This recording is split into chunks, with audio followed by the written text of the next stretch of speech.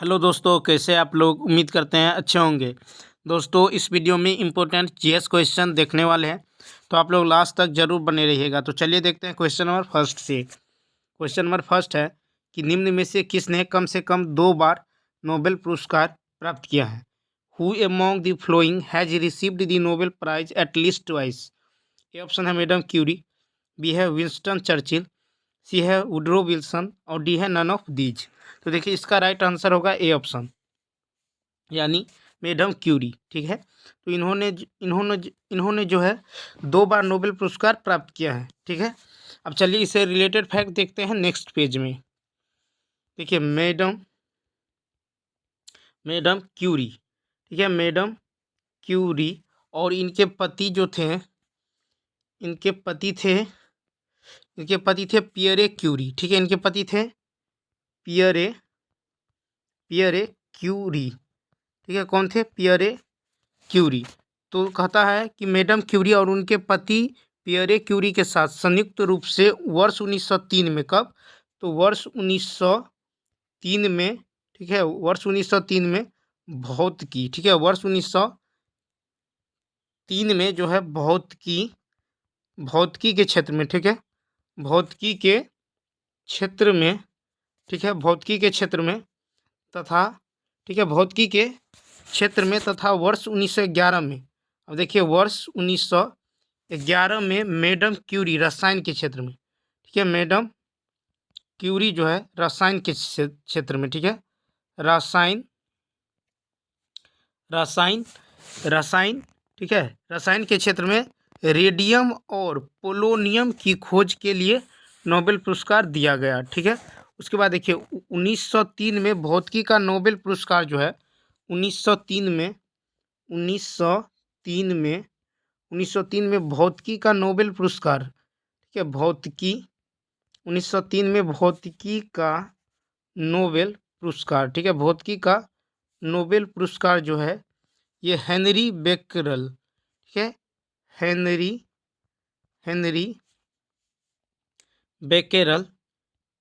बेकेरल, उसके बाद Mary Curie, ठीक है, Marie Curie, Henri Becquerel, Marie Curie तथा पियरे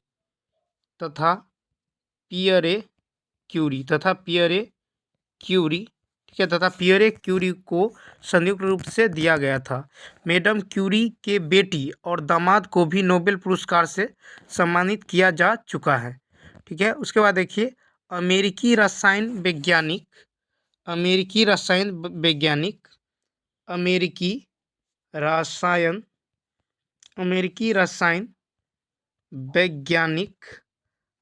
रसायन वैज्ञानिक जॉन बी गुड एनफ सबसे उम्रदराज, ठीक है, सबसे उम्रदराज, ठीक है, जबकि पाकिस्तान की सबसे उम्रदराज, जबकि पाकिस्तान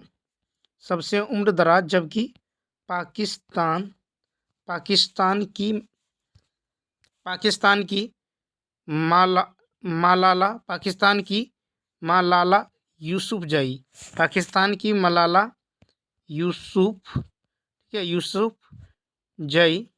यूसुफजई ने सबसे कम उम्र में जो है नोबेल पुरस्कार प्राप्त किया है। ठीक है, सबसे कम उम्र में नोबेल पुरस्कार प्राप्त किया है, यानी अमेरिकी रसायन वैज्ञानिक जॉन बी गुडेनफ सबसे उम्रदराज, जबकि पाकिस्तान की मलाला यूसुफजई ने सबसे कम उम्र में जो है नोबेल पुरस्कार प्राप्त किया है।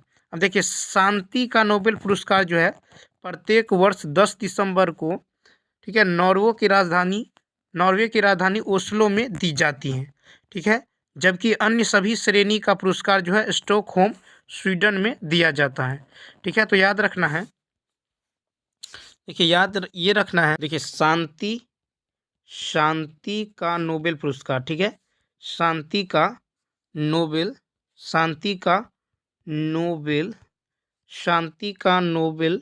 पुरस्कार जो है ये प्रत्येक वर्ष 10 दिसंबर को दिया जाता है। शांति का नोबेल पुरस्कार जो है प्रत्येक वर्ष कब दिया जाता है? 10 दिसंबर को दिया जाता है। और ये कहाँ दिया जाता है? तो ये नॉर्वे, ठीक है, ये जो दिया जाता है ये नॉर्वे, ठीक है, नॉर्वे की राजधानी ओस्लो में दी जाती है। कहाँ दी जाती है? नॉर्वे की राजधानी ओस्लो में, ठीक है, नॉर्वे की राजधानी ओस्लो में जो है ये दी जाती हैं, ठीक है। तो शांति का नोबेल पुरस्कार प्रत्येक वर्ष 10 दिसंबर को नॉर्वे की राजधानी ओस्लो में दी जाती है, ठीक है। जबकि अन्य अन्य सभी श्रेणी का जो पुरस्कार है अन्य सभी श्रेणी का जो पुरस्कार है ये जो है कहाँ दी जाती है? तो ये स्टॉकहोम स्टॉकहोम ठीक है, स्टॉकहोम स्वीडन में दिया जाता है। स्टॉकहोम स्वीडन में दिया जाता है। तो याद रखना है कि शांति का नोबेल पुरस्कार ये नॉर्वे की राजधानी ओस्लो में और अन्य सभी श्रेणी का पुरस्कार जो है स्टॉकहोम स्वीडन में दिया जाता है। तो चलिए अब देखते हैं नेक्स्ट क्वेश्चन। नेक्स्ट क्वेश्चन है कि किसने सविनय अवज्ञा आंदोलन में गांधी जी के बाद सत्याग्रह का नेतृत्व की थी? Who lead satyagraha in the civil disobedience movement after Gandhi ji? A option है सरोजिनी नायडू, बी है एनी बेसेंट, सी है मृदुला साराभाई और डी है नन ऑफ दीज। तो देखिए इसका जो राइट आंसर होगा ये ए ऑप्शन यानी सरोजिनी नायडू। तो सविनय अवज्ञा आंदोलन में गांधी जी के बाद सत्याग्रह का नेतृत्व सरोजिनी नायडू ने की थी। उसके बाद देखिए सविनय अवज्ञा आंदोलन के दौरान धरासना स्थान आंदोलन का केंद्र बिंदु था, ठीक है, क्या था? तो धरासना, ठीक है, धरासना ये क्या था? तो स्थान था जो आंदोलन का केंद्र बिंदु था। गांधी जी ने नमक आंदोलन में, ठीक है, तेजी लाने के लिए धरासना की नमकशाला पर नमक बनाकर नमक कानून को तोड़ने का निश्चय किया था, किंतु इसके पूर्व ही गांधी को गिरफ्तार कर 5 मई 1930 को यरवदा जेल भेज दिया गया। देखिए उसके स्थान पर अब्बास तैयब जी ने आंदोलन का नेतृत्व किया, किंतु उनकी भी गिरफ्तारी के बाद सरोजिनी नायडू और इमाम साहब ने आंदोलन का नेतृत्व किया। सरोजिनी नायडू भारतीय राष्ट्रीय कांग्रेस की प्रथम महिला अध्यक्ष। देखिए सरोजिनी नायडू जो थी, सरोजिनी ठीक है, सरोजिनी नायडू, ठीक है, सरोजिनी नायडू जो थी ये सरोजिनी नायडू भारतीय राष्ट्रीय कांग्रेस, ठीक है, भारतीय राष्ट्रीय कांग्रेस की प्रथम अध्यक्ष, ठीक है, भारतीय राष्ट्रीय कांग्रेस की प्रथम अध्यक्ष थी। उसके बाद उत्तर प्रदेश व देश की प्रथम महिला राज्यपाल भी रह चुकी हैं, ठीक है। ये जो है उत्तर प्रदेश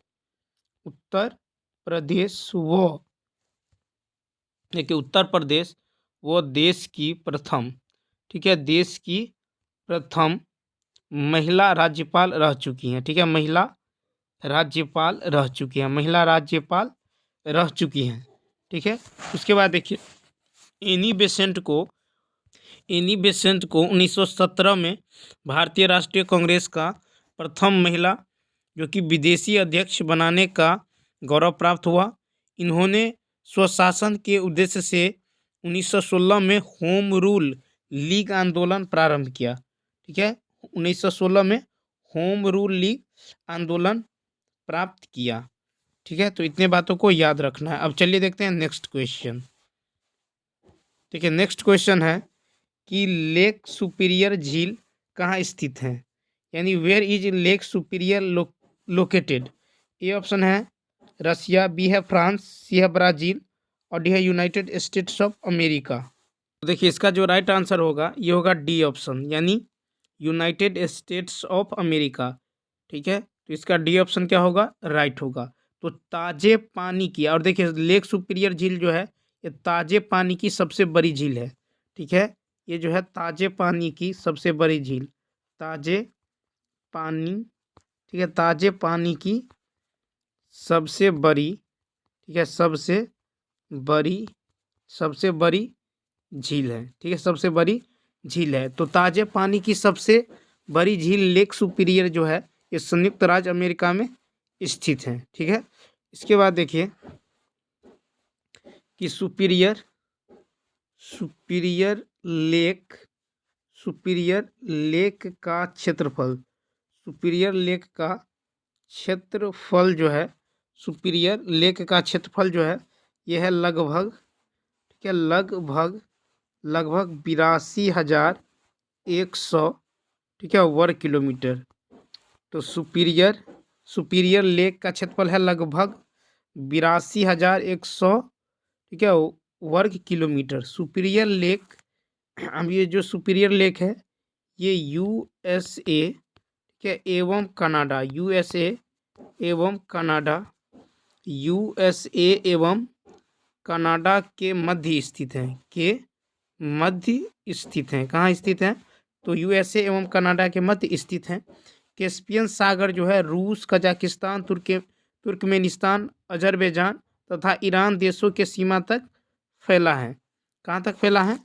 तो ये फैला है कैस्पियन सागर जो है ये रूस, कजाकिस्तान, तुर्कमेनिस्तान, ठीक है, अजरबैजान तथा ईरान देशों के सीमा तक फैला है।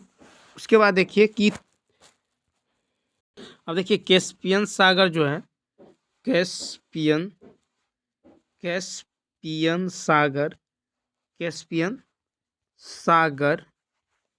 सागर जो है ये जो है 3,71,000, या 3,71,000 वर्ग किलोमीटर क्षेत्रफल में, ठीक है, फैला हुआ है, ठीक है। भारत की सबसे बड़ी मीठे पानी का झील, देखिए भारत की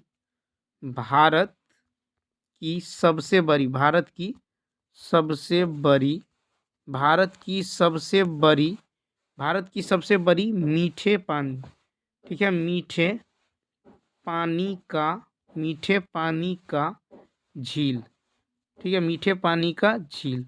तो भारत की सबसे बड़ी मीठे पानी की, ठीक है, भारत की सबसे बड़ी मीठे पानी का झील है वुलर झील। क्या है? वुलर झील। क्या है? तो यह है वुलर झील, ठीक है। क्या है? वुलर झील। और वुलर झील जो है ये कहाँ स्थित है? तो ये जम्मू कश्मीर में। कहाँ स्थित है? तो जम्मू कश्मीर में स्थित है, जम्मू कश्मीर। तो याद रखना है भारत की सबसे बड़ी मीठे पानी का झील वुलर झील, ठीक है, जम्मू कश्मीर में स्थित है। और भारत की सबसे बड़ी खारे पानी की झील, अब देखिए भारत की सबसे बड़ी खारे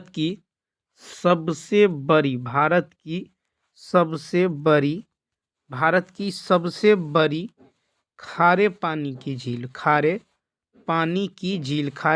की झील, ठीक है, खारे पानी की झील। तो भारत की सबसे बड़ी खारे पानी की झील है चिल्का झील, ठीक है, चिल्का झील। क्या है? तो चिल्का झील है, चिल्का झील। और ये जो है उड़ीसा में स्थित है। ये कहाँ है? तो ये जो है ये ओडिशा में स्थित है। कहाँ है? तो ये ओडिशा में स्थित है, ठीक है। तो याद रखना है भारत की सबसे बड़ी खारे पानी की झील, तो भारत की सबसे बड़ी खारे पानी की झील है चिल्का झील जो कि ओडिशा में स्थित है। और भारत की सबसे बड़ी मीठे पानी का झील वुलर झील जो कि जम्मू कश्मीर में स्थित है। भारत की सबसे बड़ी तटीय झील जो है ये चिल्का झील ओडिशा में स्थित है, जो खारे पानी का एक लेगून झील है। और यहाँ पर नौसेना का प्रशिक्षण केंद्र भी है, ठीक है। तो इसमें इतना फैक्ट को याद रखना है। अब चलिए नेक्स्ट क्वेश्चन देखते हैं। देखिए नेक्स्ट क्वेश्चन है कि संसद के सदनों की संयुक्त बैठक का प्रावधान किस देश के संविधान से प्रेरित है? यानी दी provision of joint sitting of the houses of parliament is inspired by the constitution of which country? A option है ब्रिटेन, बी है अमेरिका, सी है कनाडा और डी है ऑस्ट्रेलिया, ठीक है, डी है ऑस्ट्रेलिया। तो देखिए इसका जो राइट आंसर होगा ये होगा डी ऑप्शन यानी ऑस्ट्रेलिया। तो देखिए भारतीय संविधान में संसद के दोनों सदनों की संयुक्त बैठक का प्रावधान ऑस्ट्रेलिया के संविधान से प्रेरित है, ठीक है। अब देखिए संसद के संयुक्त अधिवेशन की अध्यक्षता, संसद के संयुक्त अधिवेशन की जो अध्यक्षता होती है, अध्यक्षता, ठीक है, अध्यक्षता ये लोकसभा, ठीक है, लोकसभा अध्यक्ष करते हैं। कौन करते हैं? लोकसभा अध्यक्ष। तो याद रखना है कि संसद के संयुक्त अधिवेशन की अध्यक्षता लोकसभा अध्यक्ष करते हैं। अब देखिए संसद संविधान, देखिए संविधान के देखिए संविधान के अनुच्छेद, संविधान के अनुच्छेद 108 में, ठीक है, संविधान के अनुच्छेद 108 में जो है संयुक्त अधिवेशन का वर्णन है। ठीक है, संयुक्त अधिवेशन, ठीक है, संयुक्त अधिवेशन। तो संयुक्त अधिवेशन का वर्णन जो है ये अनुच्छेद 108 में है। किस में है? अनुच्छेद 108 में है। अब चलिए नेक्स्ट पेज में देखेंगे देश और संविधान में, ठीक है, लिया गया विषय। चलिए देखते हैं। तो देखिए ऑस्ट्रेलिया, ठीक है, तो ऑस्ट्रेलिया से जो है, ऑस्ट्रेलिया के संविधान से क्या लिया गया है? तो समवर्ती सूची,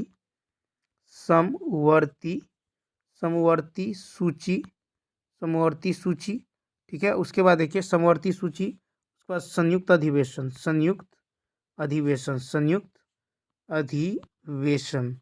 ठीक है, संयुक्त अधिवेशन। ये कहाँ से? समवर्ती सूची, संयुक्त अधिवेशन, ये ऑस्ट्रेलिया के संविधान से प्रेरित है। उसके बाद देखिए रूस से क्या लिए हैं? तो मौलिक कर्तव्य, ठीक है, रूस से मौलिक कर्तव्य, रूस के संविधान से क्या लिए हैं? तो मौलिक कर्तव्य, ये जो है रूस से लिए हैं, ठीक है, मौलिक कर्तव्य। उसके बाद देखिए अमेरिका, ठीक है, अमेरिका के संविधान से जो है, अमेरिका के संविधान से लिया मूल अधिकार।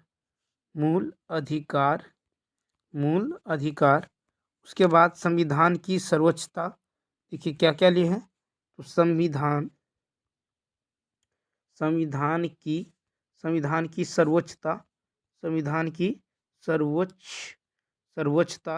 सर्वोच्चता, राष्ट्रपति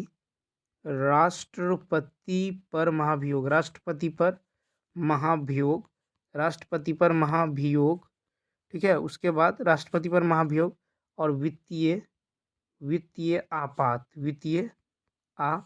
ठीक है, वित्तीय आपात, ठीक है, वित्तीय आपात। तो अमेरिका के संविधान से लिया मूल अधिकार, संविधान की सर्वोच्चता, राष्ट्रपति पर महाभियोग और वित्तीय आपात। अब देखिए ब्रिटेन, ठीक है, ब्रिटेन से क्या क्या लिया है? तो ब्रिटेन से जो है विधि का शासन, ठीक है, विधि का शासन, ठीक है, विधि का शासन, ये ब्रिटेन से लिए हैं। इसके बाद लिए हैं एकल नागरिकता,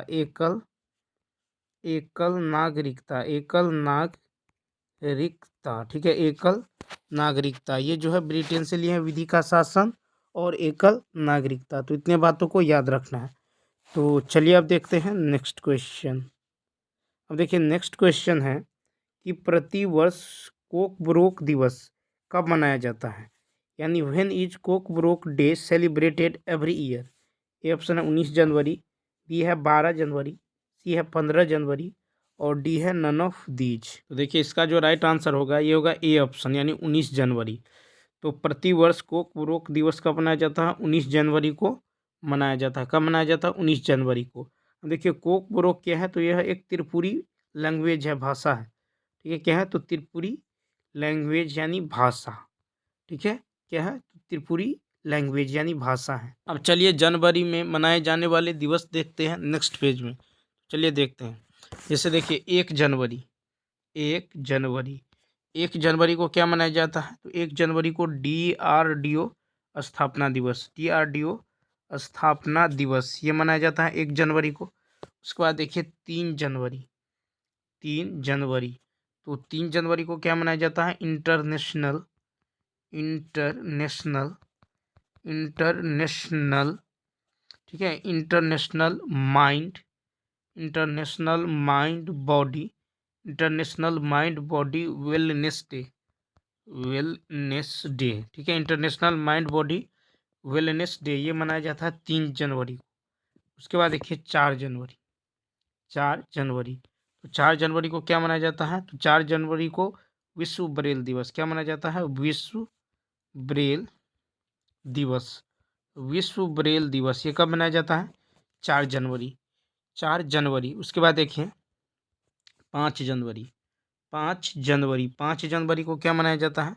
तो 5 जनवरी को मनाया जाता है राष्ट्रीय, ठीक है, राष्ट्रीय पक्षी दिवस, राष्ट्रीय पक्षी दिवस, ठीक है, राष्ट्रीय पक्षी दिवस ये कब मनाया जाता है? 5 जनवरी को। उसके बाद देखिए 6 जनवरी, 6 जनवरी, 6 जनवरी को क्या मनाया जाता है? तो अनाथ विश्व अनाथ युद्ध दिवस, विश्व अनाथ युद्ध दिवस, विश्व अनाथ युद्ध दिवस ये कब मनाया जाता है? तो विश्व अनाथ युद्ध दिवस 6 जनवरी। उसके बाद देखिए 7 जनवरी, क्या है? 7 जनवरी, 7 जनवरी, तो 7 जनवरी को क्या मनाया जाता है? 7 जनवरी को मनाया जाता है महायान, महायान नववर्ष, महायान नववर्ष ये कब मनाया जाता है? 7 जनवरी को मनाया जाता है महायान नववर्ष। उसके बाद देखिए 9 जनवरी, ठीक है, 9 जनवरी, 9 जनवरी को क्या मनाया जाता है? प्रवासी, ठीक है, प्रवासी भारतीय, प्रवासी भारतीय दिवस, प्रवासी भारतीय दिवस, प्रवासी भारतीय दिवस कब मनाया जाता है? तो 9 जनवरी को प्रवासी भारतीय दिवस। उसके बाद है 10 जनवरी, क्या है? 10 जनवरी, तो 10 जनवरी को क्या मनाया जाता है? 10 जनवरी को मनाया जाता है विश्व हिंदी दिवस, क्या मनाया जाता है? विश्व हिंदी दिवस, विश्व हिंदी दिवस, ठीक है, विश्व हिंदी दिवस ये कब मनाया जाता है? तो विश्व हिंदी दिवस 10 जनवरी को मनाया जाता है। उसके बाद देखिए, अब देखिए 8 जनवरी, 8 जनवरी को क्या मनाया जाता है? तो 8 जनवरी को मनाया जाता है पृथ्वी घूर्णन दिवस, 8 जनवरी को पृथ्वी घूर्णन दिवस, ठीक है। उसके बाद देखिए 11 जनवरी, 11 जनवरी, 11 जनवरी को मनाया जाता है राष्ट्रीय, 11 जनवरी को क्या मनाया जाता है? राष्ट्रीय मानव तस्करी, राष्ट्रीय मानव तस्करी जागरूकता दिवस, जागरूकता, ठीक है, जागरूकता दिवस, जागरूकता दिवस, ठीक है, जागरूकता दिवस। 11 जनवरी को राष्ट्रीय मानव तस्करी जागरूकता दिवस मनाया जाता है, ठीक है। उसके बाद देखिए 12 जनवरी, ठीक है, 12 जनवरी, तो 12 जनवरी को क्या मनाया जाता है? 12 जनवरी को मनाया जाता है राष्ट्रीय युवा दिवस, 12 जनवरी को राष्ट्रीय युवा दिवस, राष्ट्रीय युवा दिवस ये कब मनाया जाता है? 12 जनवरी। उसके बाद देखिए 15 जनवरी, 15 जनवरी, 15 जनवरी, तो 15 जनवरी को क्या मनाया जाता है? भारतीय सेना दिवस, भारतीय सेना दिवस, ठीक है, भारतीय सेना दिवस ये कब मनाया जाता है? 15 जनवरी को भारतीय सेना दिवस। उसके बाद देखिए 16 जनवरी, क्या है? 16 जनवरी, तो 16 जनवरी को क्या मनाया जाता है? 16 जनवरी को राष्ट्रीय स्टार्टअप दिवस, राष्ट्रीय स्टार्टअप दिवस, ठीक है, राष्ट्रीय स्टार्टअप दिवस ये कब मनाया जाता है? तो ये मनाया जाता है 16 जनवरी को। कब मनाया जाता है? 16 जनवरी को। अब चलिए नेक्स्ट पेज में देखेंगे प्रोटोकॉल एवं संधि और समझौता से रिलेटेड फैक्ट। तो चलिए देखते हैं। जैसे देखिए क्योटो प्रोटोकॉल, ठीक है, क्योटो प्रोटोकॉल। अब देखिए क्योटो प्रोटोकॉल जो है इस संधि कब हुई? क्योटो प्रोटोकॉल का संधि जो हुआ, संधि हुआ 1997 में। कब? 1997 में, ठीक है। क्योटो प्रोटोकॉल संधि कब हुआ? 1997 में। अब देखिए ये लागू कब हुआ? तो लागू हुआ 2005 में, ठीक है, लागू कब हुआ? 2005 में हुआ। और ये क्योटो प्रोटोकॉल किस लिए हुआ? क्योटो प्रोटोकॉल जो है इसका कार्य क्षेत्र क्या है? तो ग्रीन हाउस, ठीक है, green house green house gas के उत्सर्जन का नियंत्रण। ठीक है, ग्रीन हाउस गैस के उत्सर्जन का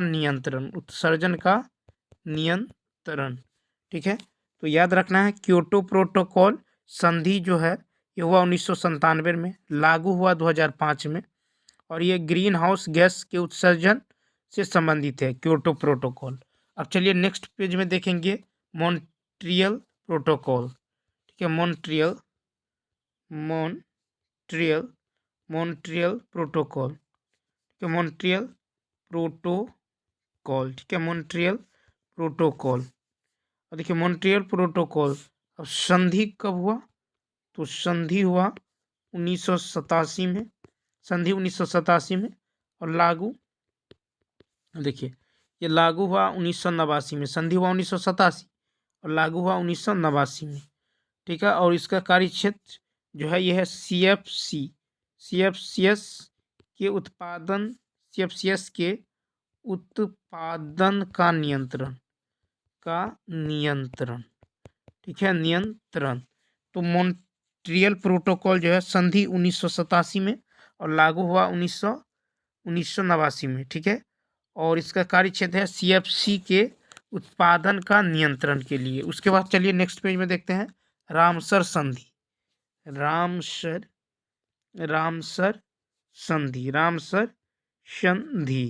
ठीक है, रामसर संधि। तो रामसर संधि की यदि बात करें, रामसर संधि, तो देखिए ये संधि जो है कब हुआ, तो संधि हुआ 1971 में, रामसर संधि। ठीक है, संधि कब हुआ 1971 में, लागू कब हुआ, तो लागू हुआ ये 1975 में, लागू हुआ 1975 में। ठीक है, उसके बाद देखिए इसका कार्य क्षेत्र है आर्द्र भूमि संरक्षण। क्या आर्द्र भूमि संरक्षण, ठीक है, आर्द्र भूमि संरक्षण के लिए रामसर संधि और लागू हुआ 1971 में, संधि हुआ 1971 में और लागू हुआ 1975 में। ठीक है, लागू कब हुआ 1975 में। अब चलिए नेक्स्ट पेज में देखेंगे किगाली समझौता। ठीक है, किगाली समझौता।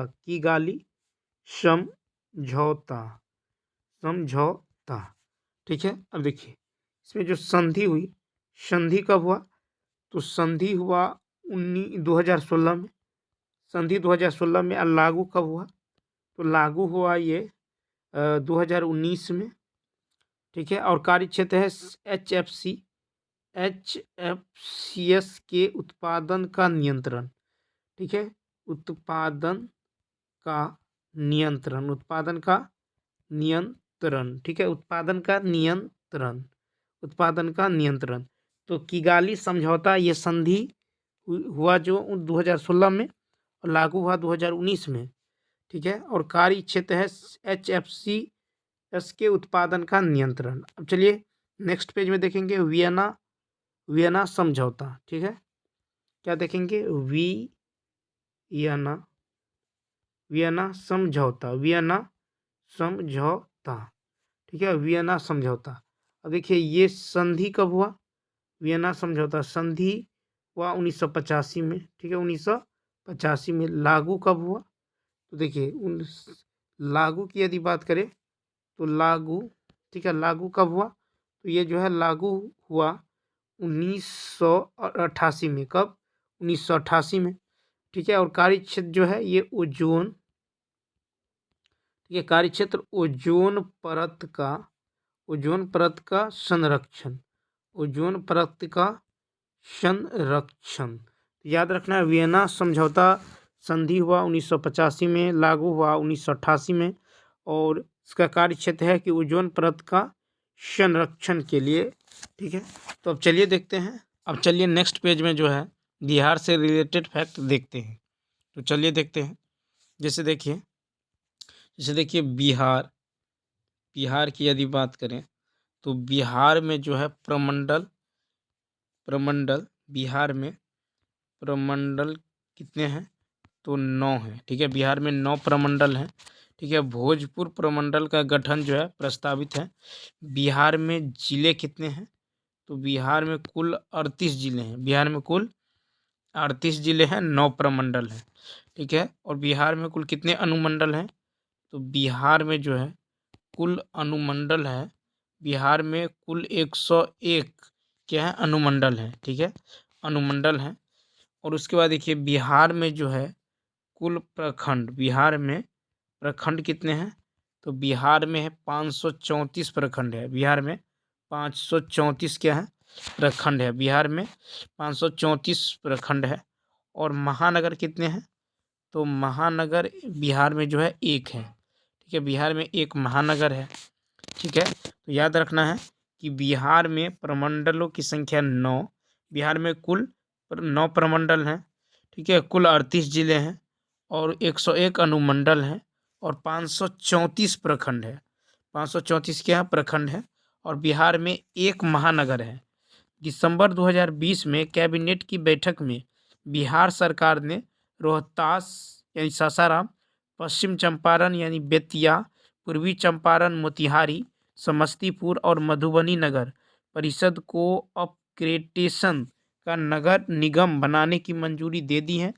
इस प्रकार अब बिहार में नगर निगम की संख्या 17 हो गई है। ठीक है, तो बिहार में नगर निगम, ठीक है, बिहार में नगर निगम की संख्या जो है अब कितनी हो गई है? तो 17। ठीक है, बिहार में नगर निगम की संख्या कितनी हो गई है? तो 17 हो गई है। ठीक है, उसके बाद देखिए बिहार में मुख्यतः मिथिला और दरभंगा क्षेत्र में लगनी राग जो है ये विवाह के समय गाए जाते हैं। ठीक है, गाए जाते हैं। अब चलिए नेक्स्ट पेज में देखते हैं पुस्तक और उनके लेखक। तो चलिए देखते हैं, जैसे देखिए भारत की खोज, भारत की खोज। ठीक है, भारत की खोज। तो देखिए भारत की खोज ये पुस्तक जो है किसकी है? तो ये जवाहरलाल नेहरू जी की, जवाहरलाल, ठीक है, जवाहरलाल नेहरू, ठीक है, जवाहरलाल नेहरू जी की पुस्तक है भारत की खोज। ठीक है, उसके बाद देखिए री डिस्कवरी, री डिस्कवरी ऑफ इंडिया, री डिस्कवरी ऑफ इंडिया, री डिस्कवरी ऑफ इंडिया, री डिस्कवरी ऑफ इंडिया। ठीक है, री डिस्कवरी ऑफ इंडिया जो है ये मेघनाथ देसाई ने लिखी है। किसने? तो मेघनाथ देसाई ने, Meghnath,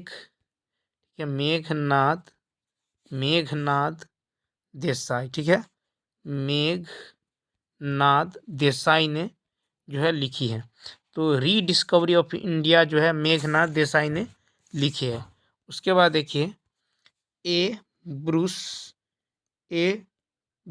with life, a brush with life, a brush with life, a brush with life जो है ये पुस्तक सतीश गुजराल ने लिखी है। किसने? सतीश गुजराल ने लिखी है। तो ये ब्रूस विद लाइफ पुस्तक सतीश गुजराल ने लिखी है। उसके बाद देखिए A New World, A New World Amit Chaudhuri की पुस्तक है। अ न्यू वर्ल्ड जो है ये पुस्तक जो है अमित चौधरी की है।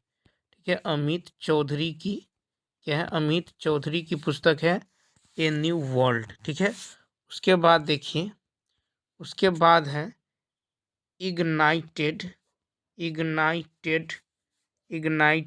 माइंड्स, इग्नाइटेड माइंड्स जो है ये एपीजे, ठीक है, एपीजे अब्दुल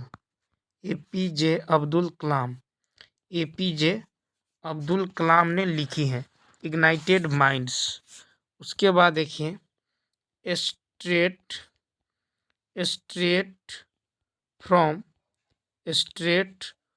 दी हार्ट, ये कपिल देव ने लिखा है।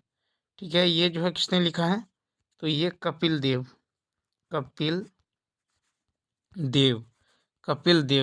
तो याद रखना है स्ट्रेट फ्रॉम दी हार्ट ये कपिल देव ने लिखा है। ठीक है, तो चलिए दोस्तों इस वीडियो में इतना ही। यदि यह वीडियो अच्छा लगा हो तो लाइक, शेयर और सब्सक्राइब करना ना भूलें। तो चलिए मिलते हैं नेक्स्ट वीडियो में। Thanks for watching.